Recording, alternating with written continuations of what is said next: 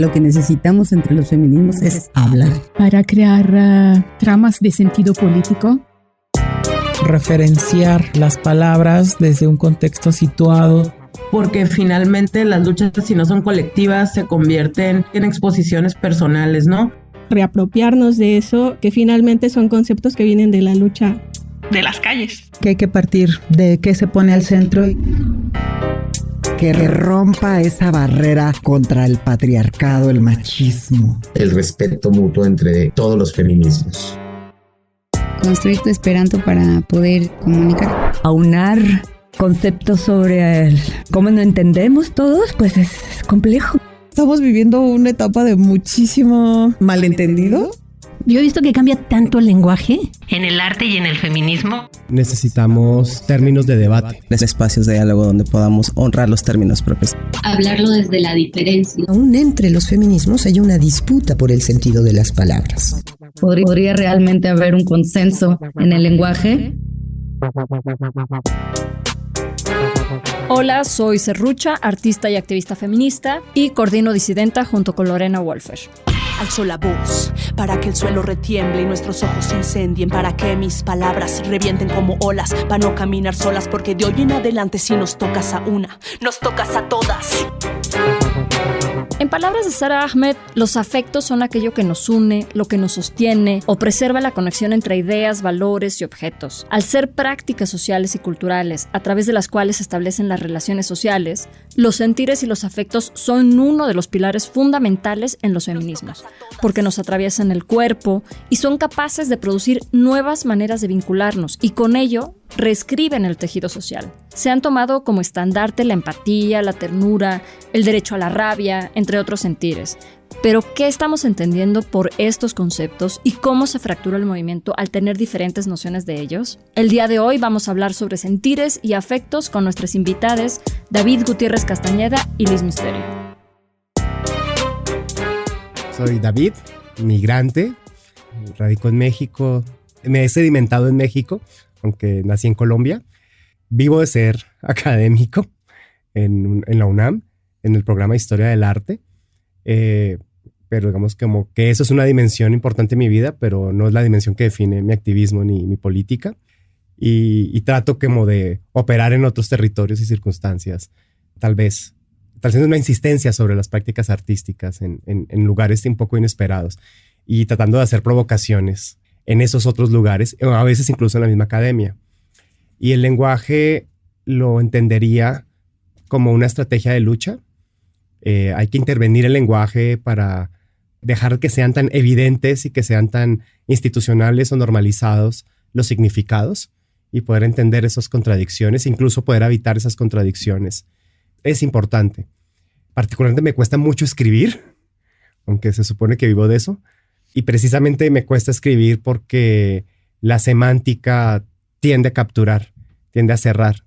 Y últimamente creo que me interesa más balbucear y dudar en lo que se escribe, más que categorizar o decir asuntos de forma asertiva, porque también a veces clausura.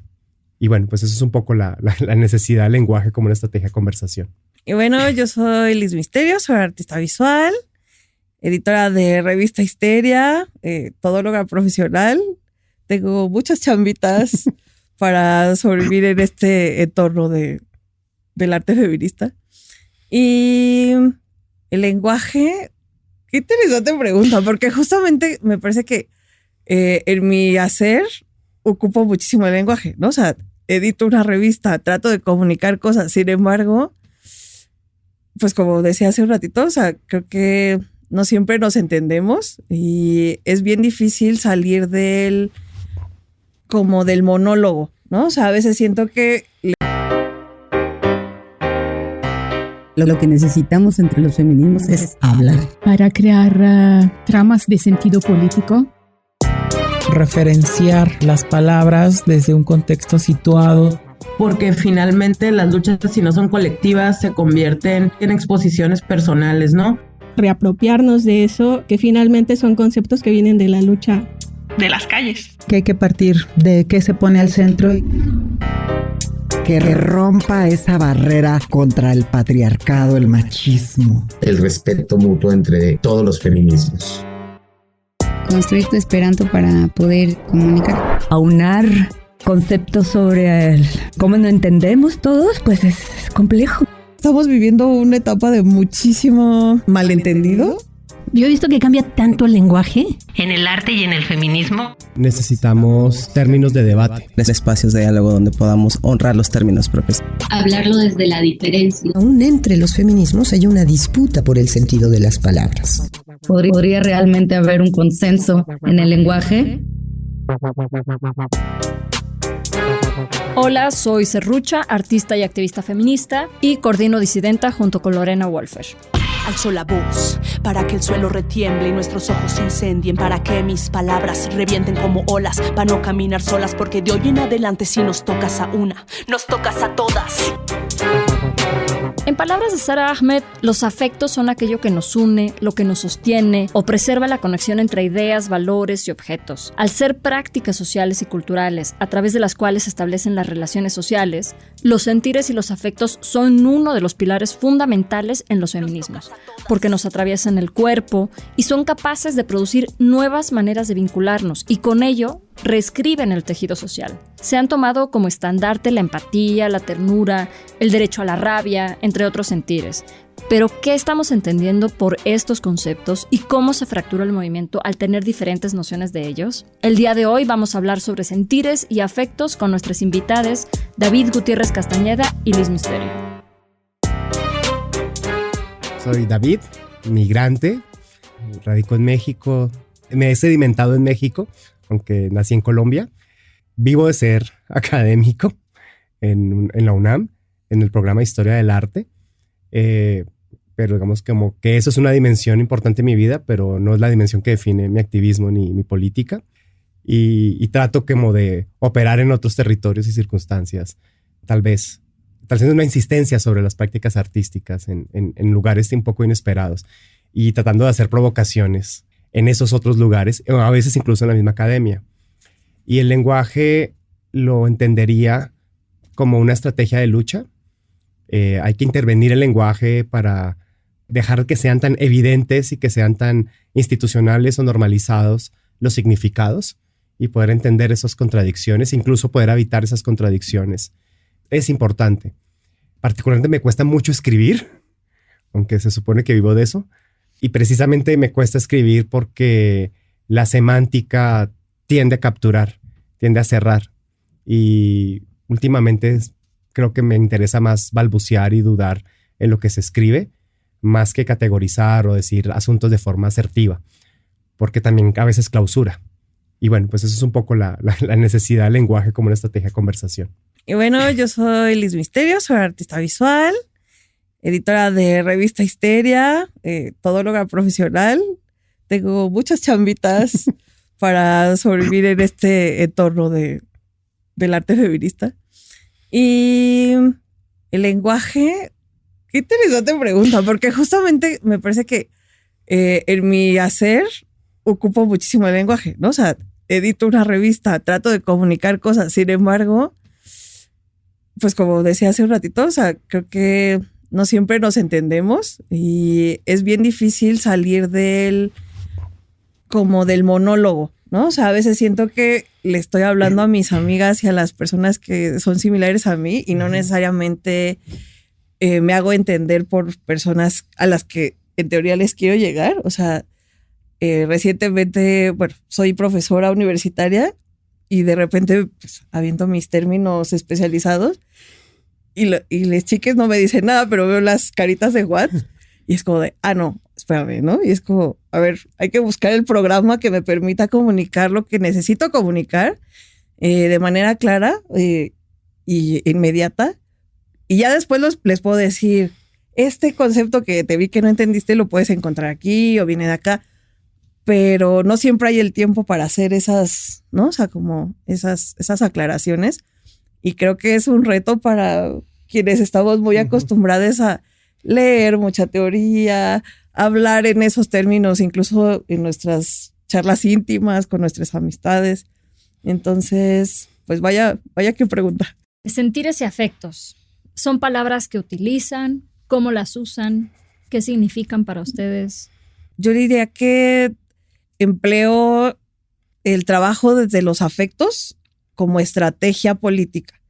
Es decir, digamos que en mis años de formación como feminista, me tocó hacer puentes con gente que tenía vivencias muy distintas a las mías, tratar de hacer conexión con personas que tienen identidades, corporalidades, experiencias, todo muy distinto a lo mío, pero que de alguna manera podía ver desde el afecto, desde los afectos, una manera de conectarnos, de entendernos, de unirnos, ¿no? O sea, también, bueno, a todos nosotros nos tocó empezar a trabajar en esto cuando el movimiento era muy chiquitito.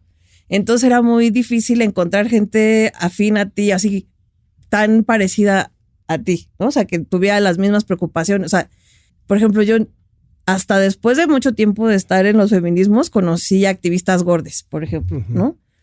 Pero empecé a conocer a otras personas que hacían activismos desde el cuerpo, que su discurso me resonaba, aunque estaban hablando como de otras cosas. Entonces, para mí, los afectos han sido una herramienta muy útil para poder entenderme con esas diferencias, ¿no? O sea, eso me permitió hermanarme con otras personas, sumarme a los dolores de otras personas, y siento que a veces esa partecita como que se nos está yendo de lado, ¿no? En los activismos. Muy cercano afectivamente cercano a Liz. Siento que en todo hay afecto. Porque tendemos a pensar, a mí me gusta pensar que afecto y emociones se confunden, y eso me parece productivo y necesario, pero digamos está marcado y está plasmado en todo, incluso en territorios inesperados, en las prácticas de autoridad, en las formas de gobierno, en las estrategias de los procesos de burocratización, de administración de recursos, de toma de decisiones. Hay afectos y hay emociones.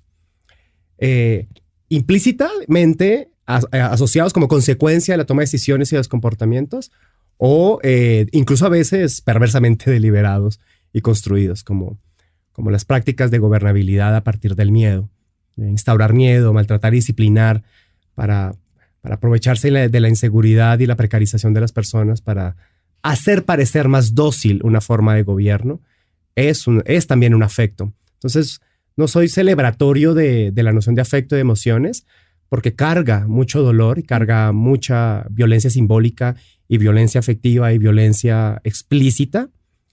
Pero creo que es importante estar nombrándolo, estar insistiendo en cómo nos sentimos, en cómo estamos siendo afectados, cómo reaccionamos anímicamente a circunstancias, a lazos, a encuentros, porque nos permite trazar tonos, los tonos de la política. Esto que dices de politizar las emociones, ahorita me vino a la mente la querida Sara Ahmed, ¿no? O sea, que justo nos invita, por ejemplo, a politizar la felicidad, ¿no? Y nos dice, bueno, esta felicidad está construida a partir de qué cosas ocultadas, calladas, qué tanto nos modulamos para no incomodar, ¿no? En el entorno.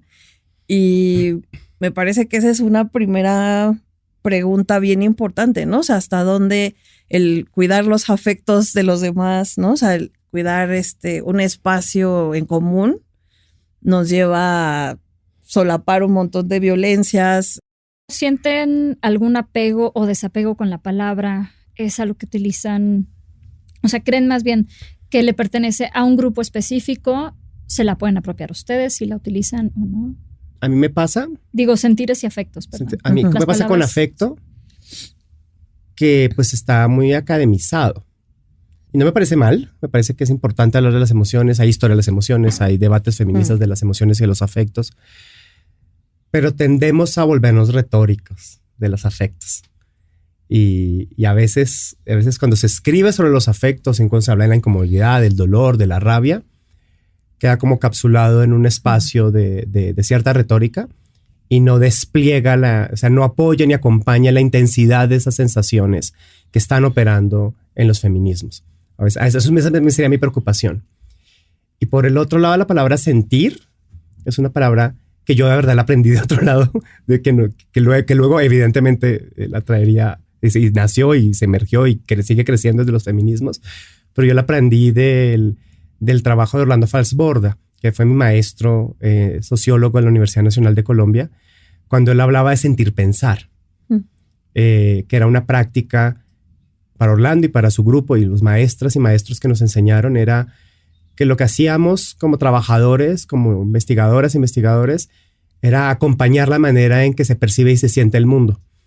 Y tal vez producir discursos era una manera como de tener esos momentos para sentir pensar, para lidiar con lo que estaba pasando, no sé, en el mundo en común. Y claro, eso es hoy muy feminista.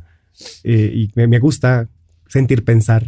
Creo que es una estrategia que nos puede sacar un poco de ese anquilosamiento de la retórica académica. Yo hace poquito estaba revisando un texto que les recomiendo a todas nuestras televidentes, que se llama Conflict is not Abuse, de una autora que se llama Sarah Schulman, que justo lo que habla es que no le huyamos al conflicto, que lo abordemos, pero que le hagamos preguntas, ¿no? O sea, que a las emociones que nos produce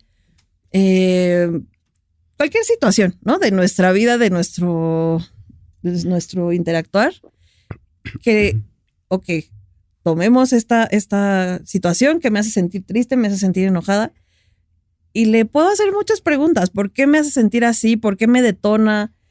¿Con qué lo estoy ligando? O sea, hay veces, yo misma me he cachado en eso, ¿no? O sea, justo estaba leyendo a Sara y decía, por Dios, porque me daba cuenta que hay veces que te enojas por una situación del presente porque la estás ligando con algo del pasado que realmente no hay una correlación. Pero si no le hago preguntas a esta emoción, pasa esto, ¿no? O sea, me puedo seguir 3 pueblos enojándome, descalificando al otro, asumiendo las intenciones de la otra persona.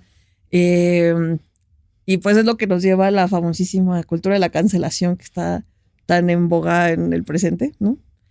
Creo que tenemos que tener cuidado con esto, y no por qué miedo la cancelación. O sea, hay gente que creo que sí se le ha tratado de hablar de todas las maneras y no le cae el 20. Y no le cae el 20 ni le quiere caer.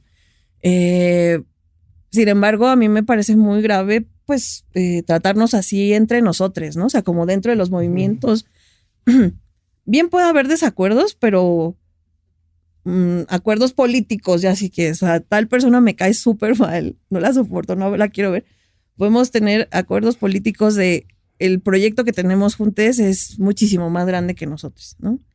Y pues yo sí quisiera como invitar a quien sea que nos escuche después, pues a que piense también en esto, ¿no? O sea, ¿cómo puedo negociar con estas emociones que me vienen de repente? Pues en favor de cuidar lo que sea que estoy construyendo con esa otra persona que hoy por hoy me puede estar causando un conflicto. Me gustaría también ir moviéndonos, hacer como esta recopilación de todo lo que han mencionado, nos orienta, nos lleva hacia los usos y abusos de la palabra, ¿no? Uh-huh. O sea, han estado como ahondando en eso, que era la siguiente pregunta, justamente. ¿Y qué repercusiones tienen esos usos y abusos hoy en día? Empezaron a elaborar en algunos, si pueden profundizar. Y es que hay muchos abusos. Sí. También siento que hay discursos, hay prácticas institucionales que ya toman la agenda de los cuidados y las emociones para generar, digamos, un llamado de atención de ahí están, hay que trabajar, hay que convivir, hay que, en el marco, digamos, de la institución educativa, que es donde yo más estoy imbrincado. Pero cuando se hacen esas declaraciones, cuando parece como este discurso tan progre, simultáneamente se siente que se desactiva la libre interpelación de aquellas energías y sensaciones, afectos y emociones que están configurando la convivencia en el espacio educativo. Ese como de lo nombramos, pero cuando se nombra se desactiva. Y a mí me pasa mucho con la palabra cuidado, que la palabra cuidado además está cargada afectivamente, emocionalmente, tiende mucho a a tornarse en una práctica de enunciación, de reconocimiento y señalamiento. La semana pasada estuvimos pensando críticamente las maternidades, lo que implicaba pensar el lugar de muchísimas mujeres en torno a las responsabilidades de cuidado y de acceso a una estabilidad salarial. Y aún así, aunque lo estuviésemos pensando, pareciese como que no hubiese ese giro hacia la praxis que decía Liz. A mí, yo creo que ahí hay algo, hay una ambigüedad que podría llegar a tornar de abuso. Bueno, esto que estabas diciendo ahorita sobre los cuidados me hace pensar en las tantísimas veces que después de tantos años de feminismo, tantos coloquios, conversatorios, terminas replicando todas las dinámicas de no cuidado o de cuidado mal llevado, o sea, tanto mediadas por el género, ¿no? O sea, como esta obligación del cuidar, así como, pues, mediadas por el capital, ¿no? Uh-huh. Entonces, es tremendo, o sea, porque sí se vuelven discursos que se vacían. A mí me gusta Val Flores ahí, me cae muy bien Val Flores, que es una pedagoga.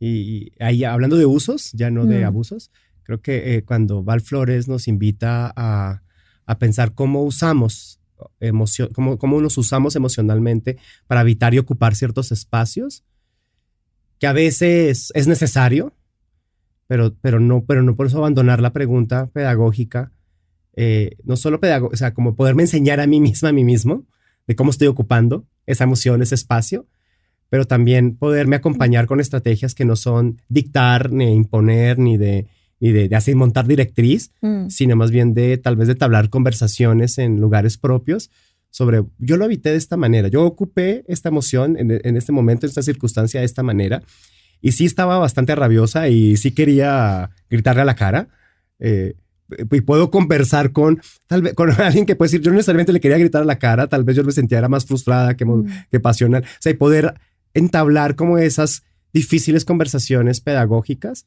en un sentido muy emancipado de pedagogía. Creo que eso es un uso muy interesante de las emociones y los afectos. Para todo esto que han mencionado se requieren varias cosas, ¿no? O sea, se habla como de hacerse cargo de. O sea, y para hacerte cargo de necesitas tiempo de reflexión también, ¿no? Y justo se está en este círculo, ¿no? De, claro, hay una reacción inmediata a una pasión porque hay una agresión constante, ¿no? Uh-huh. Y justo en todos estos discursos transodiantes hay un asunto de estar reactivas y de que también el entorno nos mantiene siempre con un estímulo y los estímulos cansan. Y cansadas no podemos hacer gran cosa, ¿no? Uh-huh. No podemos sentarnos a pensar, reflexionar y decir, me tengo que hacer cargo de lo que estoy generando, ¿no? Hay que entender ahí las contradicciones del confort. He trabajado mucho eso en la universidad, en los debates de género. Porque ¿quién no quiere una vida confortable? O sea, queremos una vida confortable. El asunto es que las maneras corporales, somáticas, las interacciones confortables están fundadas en una profunda desigualdad estructural. Que además de que normaliza esas agresiones que nombra Serrucha, también produce la incapacidad de quienes habitamos esos lugares de confort de siquiera percibirlo. Como que nos volvemos sosos, como que el cuerpo se expande, se acoge, se mete en el sofá y se queda así, como, y no logra percibir, no logra incluso sentir la incomodidad de aquello que sostiene su confort. Claro. Y creo que también hay que militar por incomodar un poquito ese confort. Y hay mucho confort en los discursos, en la teoría, en quien toma la palabra, habla con confort. Y tal vez hay que meterle escozor al confort. Uh-huh. Tal vez hablar con más duda, como de, ¿será que? Bueno, estoy pensando esta conjetura, estoy sintiéndolo de esta manera, a ver cómo lo toman. Si la cagué, pues por favor díganlo. Y creo que ese estado como de duda permite salir de ese confort y hacerse cargo en la medida en que está sucediendo el acontecimiento. Es que también esto que dices el confort es muy interesante porque eventualmente a todos nos toca estar en el banquillo no confortable, digamos. Entonces también creo que la invitación colectiva puede ser que cuando nos toque, ¿no? O sea, cuando hay un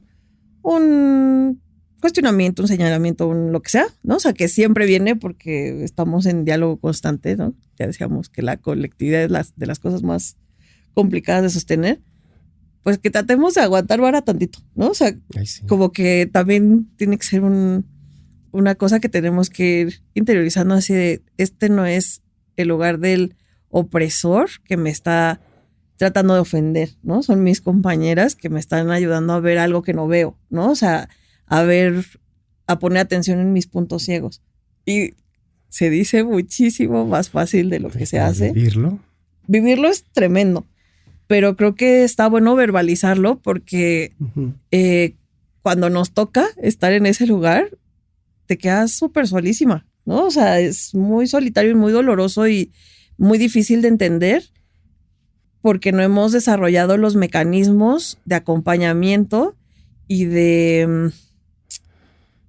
Pues como de acariciar la interpelación. Sí, así como... acariciar la interpelación. A ver, te dijeron esto. O sea, a veces uno solo necesita eso, ¿no? O sea, con una amistad que te diga, no te están ofendiendo, te dijeron esto, esto viene de acá, ¿no? O sea, como que te lo alguien te ayuda a digerir esto que te está llegando, ¿no? Y siento que no existen esos espacios. O sea, si no tienes una amistad cercana, o sea, como que pase desde el cariño, rara vez alguien se toma ese trabajo, ¿no? Y creo que tendríamos que pensar la manera de hacer estos acompañamientos y extenderlos mucho más allá de mis 3 amigas cercanas. Ahorita que estás hablando sobre esto, que es como a un nivel personal, ¿no?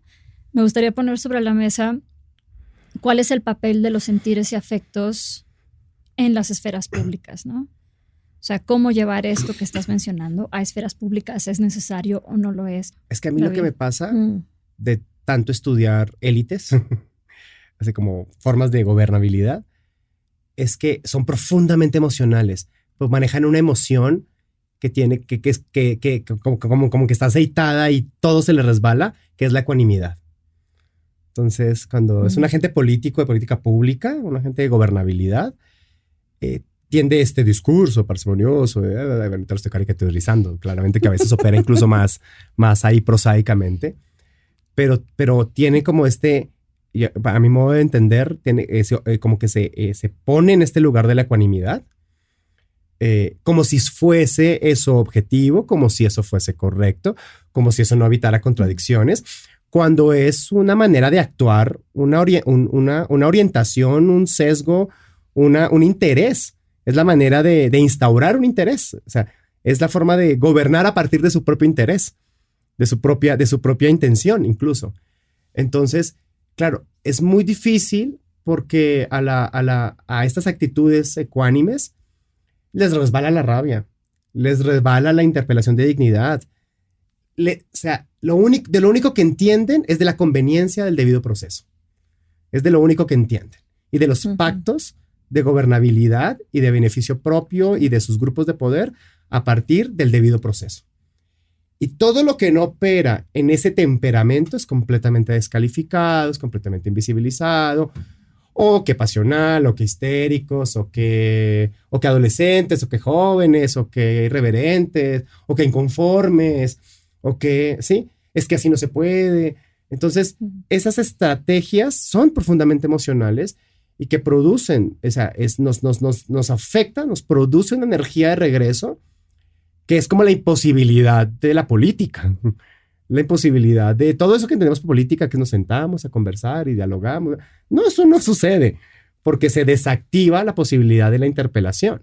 Justo ahorita que estabas hablando de esta ecuanimidad, como que, o sea, digo, no sé, porque empecé a pensar en ejemplos muy concretos y dije, qué cabrón, porque justamente como se siente desde del otro lado, o sea, como receptor de esa frialdad, ¿no? Y de esa dureza, es la imposibilidad de ser visto, de ser escuchado y de hallar otras maneras, ¿no? O sea, como que también eso es muy paradójico, porque en teoría estas estructuras inamovibles, ¿no? Están hechas para ayudarnos a sobrellevar los conflictos al interior de las comunidades, pero en realidad lo que hacen es imposibilitarnos hallar maneras que realmente nos satisfagan y nos cubran una necesidad. O sea, lo pienso en relación a los procesos penales judiciales, ¿no? O sea, ya sea intra institucionales como federales. ¿Qué nos hace? O sea, ¿qué nos hace realmente el poner una denuncia?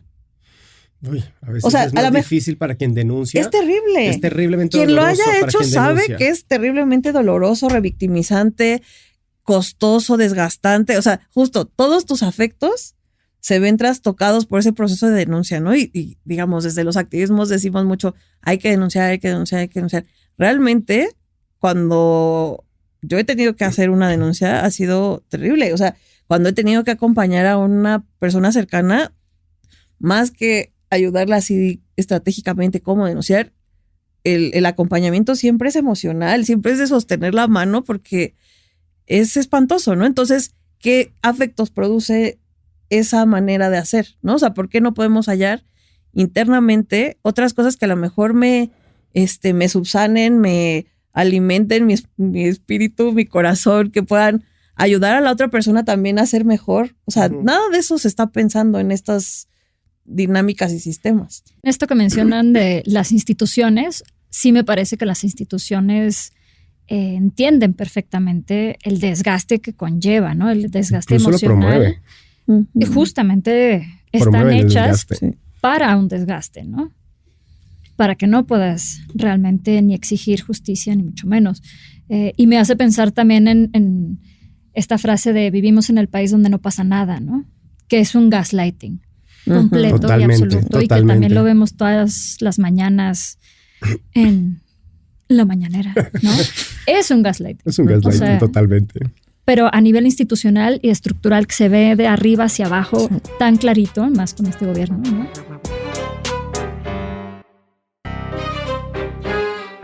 Para ir cerrando, me gustaría irnos con la pregunta de si los sentidos y los afectos se pueden producir conocimiento.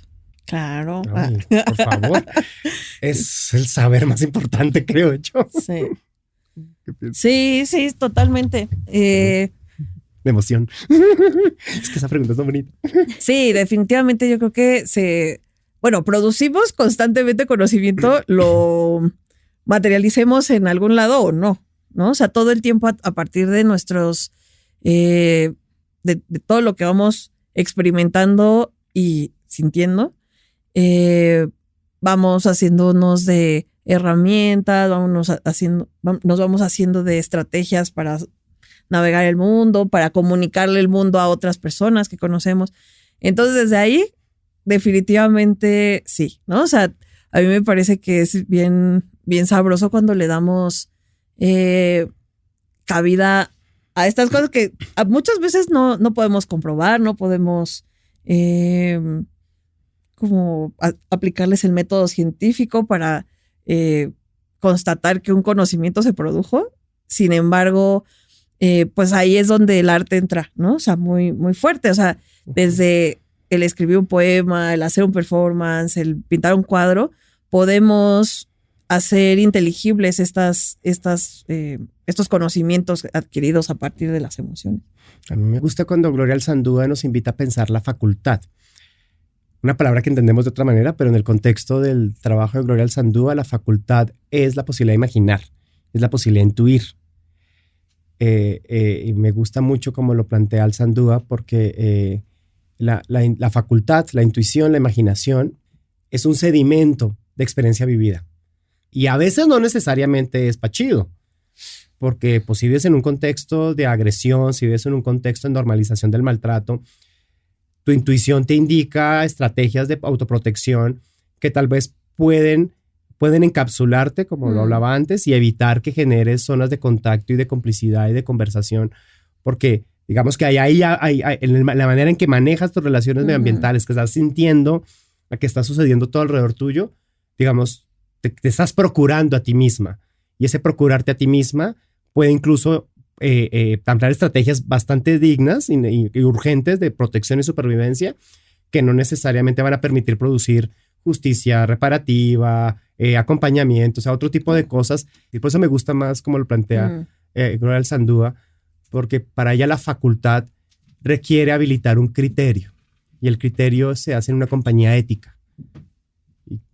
Por ejemplo, eso es un debate muy bonito en los movimientos antirracistas, porque el criterio se construye en una interpelación que tiene unas historias muy específicas y que son sabidurías del cuerpo que personas así blanco-mestizas como yo tenemos que aprender. O sea, es un imperativo, o sea, tengo que aprenderlo, porque he sido normalizado, he vivido, he habitado unos privilegios muy singulares por la manera en que mi cuerpo se ensambla en el mundo. Intuyo de una manera en que mi cuerpo se ensambla en el mundo y me toca aprender que la vida no puede seguir siendo así.